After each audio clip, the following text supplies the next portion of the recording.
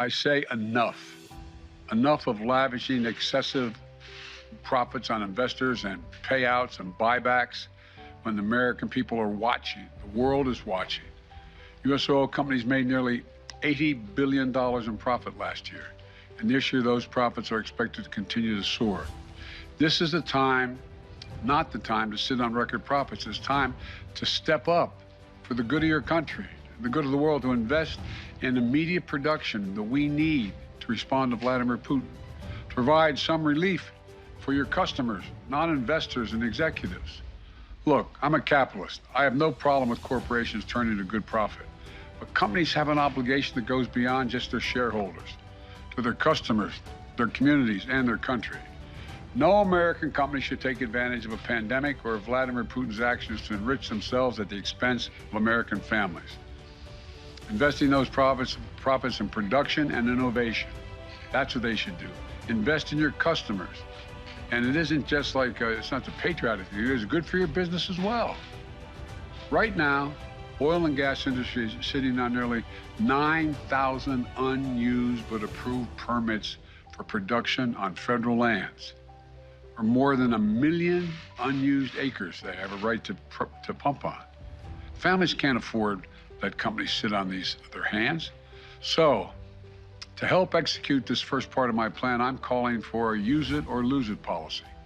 Congress should make companies pay fees on wells on federal leases they haven't used in years, and acres of public land they're hoarding without production. Companies that are already producing from these wells won't be affected, but those sitting on unused leases and idle wells will either have to start producing or pay the price for their inaction. Look, the action I'm calling for will make a real difference over time. But the truth is, it takes months, not days, for companies to increase production.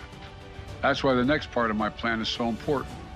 Today, I'm authorizing the release of 1 million barrels per day for the next 6 months, over 180 million barrels from the Strategic Petroleum Reserve. This is a wartime bridge to increase oil supply until production ramps up later this year. And it is by far the largest release of our national reserve in our history. Now, there isn't much that a president can do to control gas prices, even though Republicans will have you believe that Joe Biden himself is personally changing the number on those Exxon signs. But the fact is that this president is doing everything humanly possible within his power to get those prices back down. His announcement today is proof of that. It is a sad state of affairs that Biden even needed to take this step, but the fact is that oil companies have proven that they are incapable of not being profit-grubbing, predatory pillagers. In just 2021 alone, 4 companies, Exxon, BP, Shell, and Chevron, profited $174 billion. This while Americans were contending with cripplingly high prices on everything. These oil companies saw that and realized they could chalk up their own high prices to the same factors, knowing all the while that they would be delivering a windfall to shareholders. This is the definition of corporate greed, and it came at a time when Americans were hurting most. That shouldn't go unresponded to. And if you needed further proof, beyond the numbers right there in black and white, just take a listen to some of these oil company executives who balked at the very idea of increasing supply because they didn't want to do anything that might infringe on their ability to rake in high profits. But audio from several fossil fuel companies' calls with investors are in stark contrast to those public comments. Instead, companies pledged higher dividends and stock buybacks to investors as Americans were hit with soaring gas prices. Our cash flow-driven return of capital framework uniquely prioritizes our shareholders as the first call for cash flow generation, not the drill bit. That's Marathon Oil CEO on February 17th, when the national average for gas prices was around $3.52 per gallon. That same day, Pioneer Natural Resources told investors this. We're not going to change our growth rate. We think it's important to return cash back to the shareholders. The day before Russia invaded Ukraine, Diamondback Energy's CEO also told investors they won't risk profits by increasing supply. No one wants to see that shareholder return program put at risk with volume growth. After a decade of dismal financial returns, including the pandemic, Diamondback also told investors the profit windfall they're experiencing is the moment investors have been waiting for. And on the day Russia invaded Ukraine, Occidental Petroleum CEO put it bluntly. We have no need and no intent to invest in production growth this year. The absolute personification of greed. And so now, Biden's taken a few steps. First, he's proposed a use it or lose it policy that would push oil companies to actually produce oil with the resources they already have.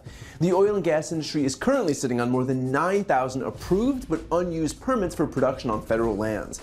So while their mouthpieces in Congress and the Republican Party love to pretend that Biden somehow kneecapped the oil industry by temporarily pausing leases on federal lands, what they conveniently leave out is the fact that those oil companies have opted not to use the permits they already have. Second, Biden will release 1 million barrels of oil per day for 6 months from the Strategic Petroleum Reserve, equaling roughly 180 million barrels of oil, the largest reserve release in U.S. history. The Department of Energy will then use revenues from the sale of Strategic Petroleum Reserve barrels to restock the reserve when prices are lower. Not to hoard profits, not to scratch shareholders' backs, not to get rich off the backs of American consumers, but to simply provide a necessary service and then resupply so that we're prepared for the next time.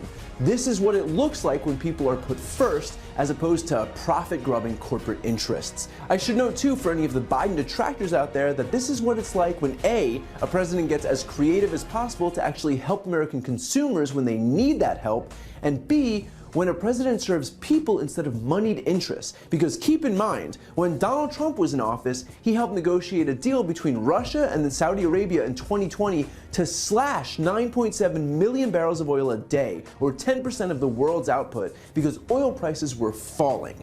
That's right, the Republican deity helped coordinate a deal to help those poor oil companies who were struggling with collapsing prices. And what happened? The very next day, oil prices skyrocketed 24% for the best day on record as a result of that agreement.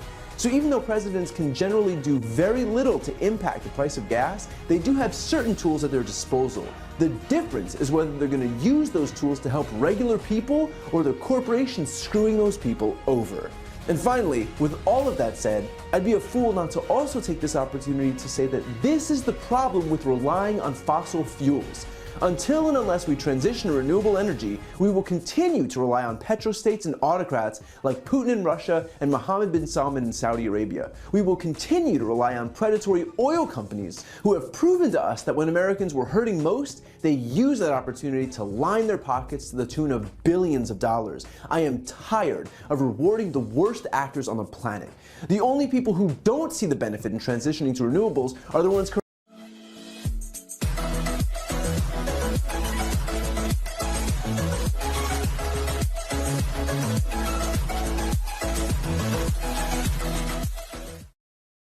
복면가왕에서 임영웅 출연한 새